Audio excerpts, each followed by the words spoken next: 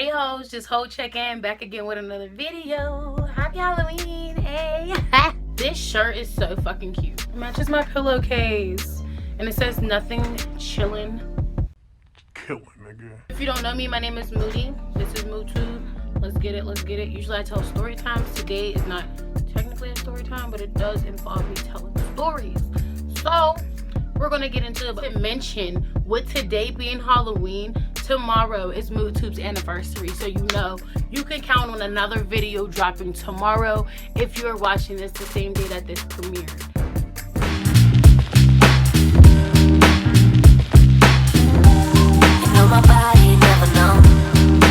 Wanted to do another haunted local place, whatever, before October was over because I only did one this month, and I think it was just really cool for spooky season.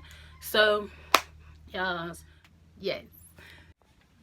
It's considered good manners and respect for you to introduce yourself as an actor to the respective spirits of this theater. If you don't, then it invites a lot of mayhem and the word I'm looking for, I guess, tragedy. It invites tragedy, it invites mayhem, it invites these spirits to basically fuck with you, okay? But I know you're like, what are you? Whoa, wait, it just got dark as fuck in this bitch. Yes, this video is about the haunted Playhouse of Point Park in Pittsburgh, bitch. So, let me just fill you guys in because maybe you're a Point Park student and you go to the Playhouse.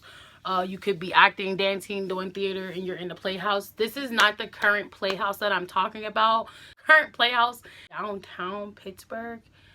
This Playhouse was in Oakland. So, if you go to Pitt, maybe you need to be scared because honestly, I have not went to go see this place yet. So the Point Park University Playhouse building is a large brick structure, and it's a very interesting building. Why do you say? Because the architecture goes from a Greek to like a modern look, and it kind of shows, or should I say, I'll say it represents the different renovations that the building went under through all of its many years of being there, I guess, or being renovated, you know, whatever. It's made up of 3 theaters.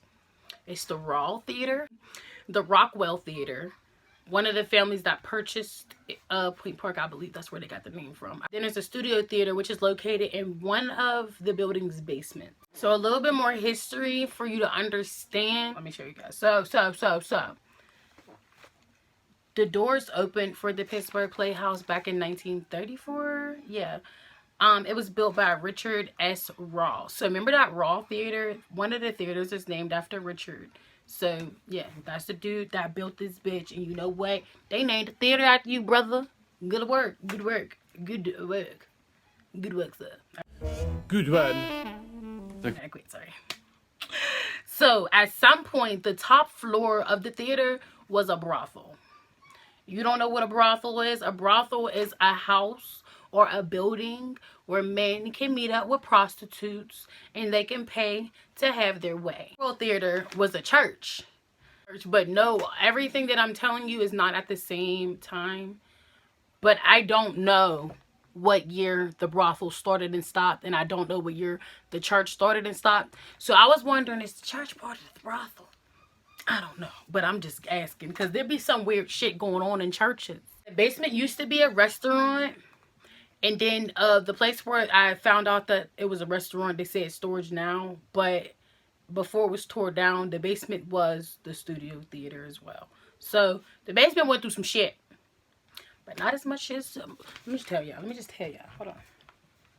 So their dressing room, where the dressing room's located, used to be row houses. A door behind the bar. Okay, so there was a door behind the bar in the lobby and shit. Sorry, y'all, start dropping shit. There's a door behind the bar in the lobby, and basically you open that door and it leads to catacombs, like ancient catacombs. And it says a series of catacombs. So I'm guessing it's probably like a whole fucking underground tunnel in that bitch. Anybody that does not know what a catacomb is, it's basically like an underground Greek cemetery where they put like their art and shit. But I'm going to read y'all the definition. It's an underground construction, cemetery, and passageway consisting of subterranean galleries structured by ancient Romans. So I hope that shit ain't cursed. I hope that shit ain't cursed, because that's probably why the motherfucking ghost up in there. Now, I don't know. Y'all gotta wait till y'all hear the actual ghost stories, because honestly, I don't think that's what the ghosts are in there. But that shit sound creepy. Alright, so, and like I said, these were at different time periods.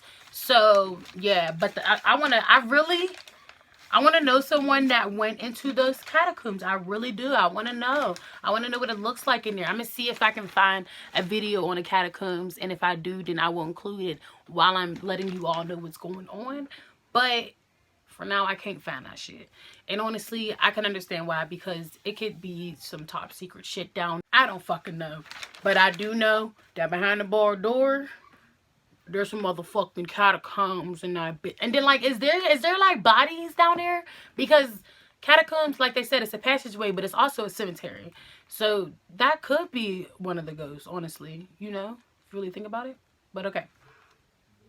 So remember I mentioned that the dressing room was row houses. That was at a point in time, right? There was a fire that had destroyed, like demolished those row houses, and everyone made it out except two people. It was a lady and it was her daughter. And shortly after that fire, they started to hear like a woman weeping and like crying out, and they actually named her Weeping Eleanor. Why Eleanor? I don't know. I don't know if her real name was Eleanor. I really don't know. I really do not know why they named her that, but they named her Weeping Eleanor, and they said that she still cries out for her daughter, who burnt in that fire with her in those row houses, you know? And honestly, I was so mad because I could not find a year for our Weeping Eleanor. Like, I wanted to know when did this happen to you, girl? Like, what happened to you? She's always heard but never seen. You know, some ghosts like to make their appearance. Some ghosts like to scare you and knock shit over. They only hear the weeping. It's not like she's scaring them, like knocking shit over. Maybe you're scared because you're hearing her crying and you don't know where it's coming from. But she's not really physically fucking with anybody in the theater. She literally just cries. It's hidden, but cries. Moving on to the next victim, I'll say.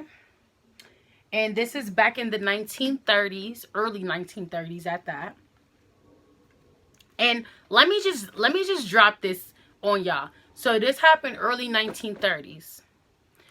This is also when the doors first opened to the Playhouse when it was first built. Remember I said 1934.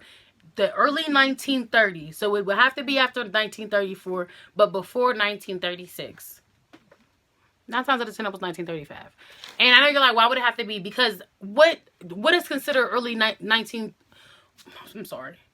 Whenever you're doing the greater than less than when you're a kid, they teach you, or whenever you round, you know, 5 and under you round down, 5 and up, or 6 and up you round up. So they said early, we know it didn't open until 1934. It had to be 1935 or some of 1934. But it had to be within those first 2 years of that building opening. I don't give a fuck what nobody say. But that is not confirmed, y'all.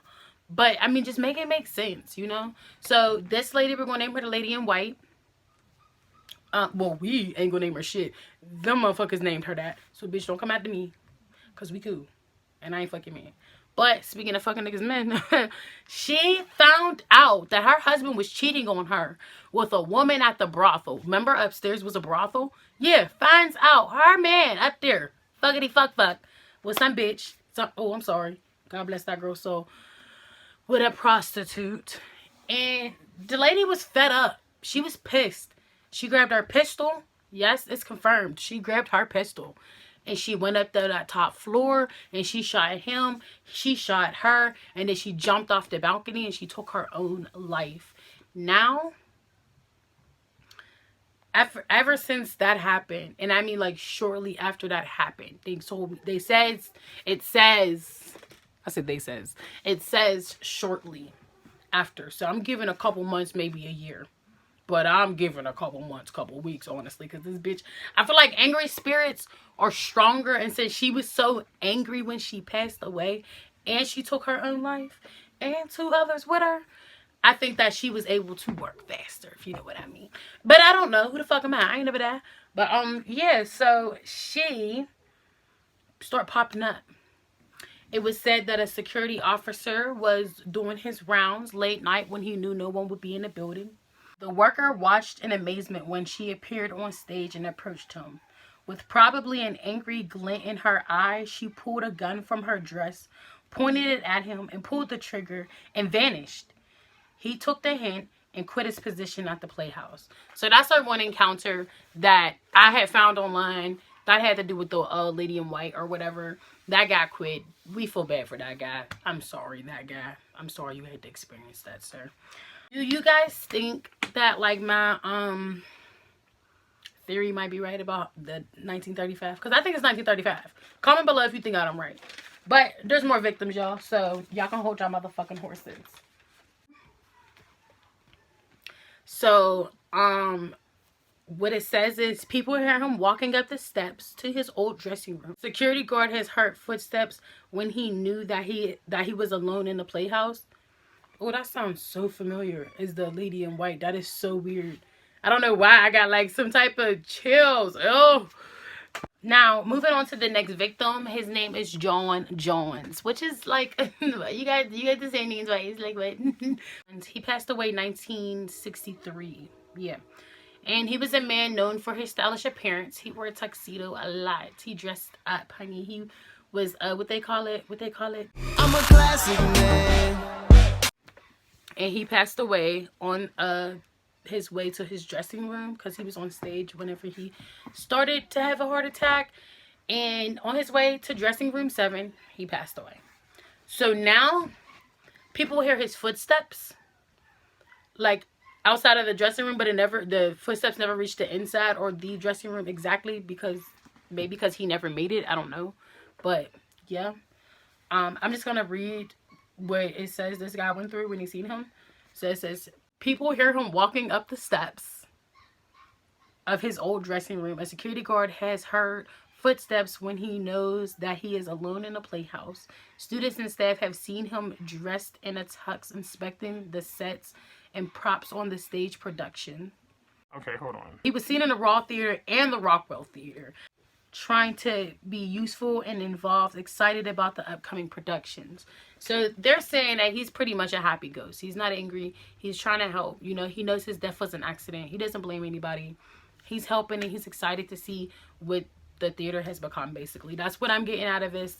You guys let me know what you think. So, Gorgeous George. We'll get on him. So, Gorgeous George, he got his name because of his appearance, but he was not gorgeous. Whenever he would appear to a living human, he had a green face, which was like decomposing. If you don't know what decomposing is, it's like whenever you're dying and your body's deteriorating. Yeah, decomposing ass face. And he had a blast terrorizing students, staff, whoever was in this theater, y'all. He would go like around tapping people on the shoulder, and then like when you turn around, he's right there. And mind you, he has a green decomposing face. That's scary. So he would do that. He would tap on the windows of the costume shop, and he scares people in the back of the prop room, in the back of the theater. That's all we know about Gorgeous George. You know, I was thinking maybe Gorgeous George is one of those. I'm trying to think of the way to think of it. Okay, I think, what if Gorgeous George was one of the guys that were buried in the catacombs? Because there's no story on how he died. He doesn't even really seem angry. Or maybe he is angry, but we don't really know because he's fucking already mean, but he does it in a playful manner to the point where it kind of satisfies him, you know? But then there's the Bouncing Red Meanie. Again, story's real slick, like you don't really know much. He also is mean like Gorgeous George. So, and I'm reading this, by the way.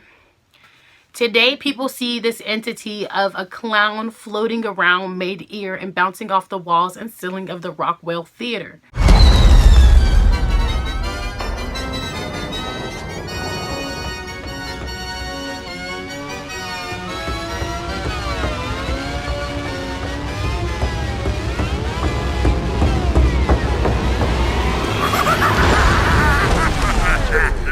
still worrying about an event or circumstance that still worries him.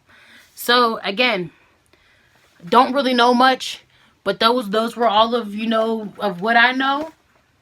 So yeah, I just got so many questions on to what year were some of these deaths, or these made up, like because I heard that some theaters do make up deaths, or what's the word I want to use?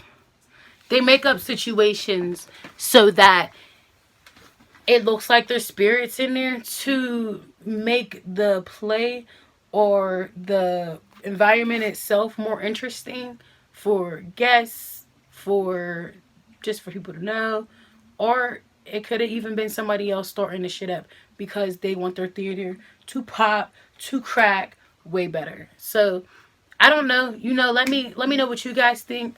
That was the hauntings of the Pittsburgh Playhouse. I hope you guys enjoyed it. I really am trying to find different things that I like, but I do like talking about these haunted places. But this is my baby.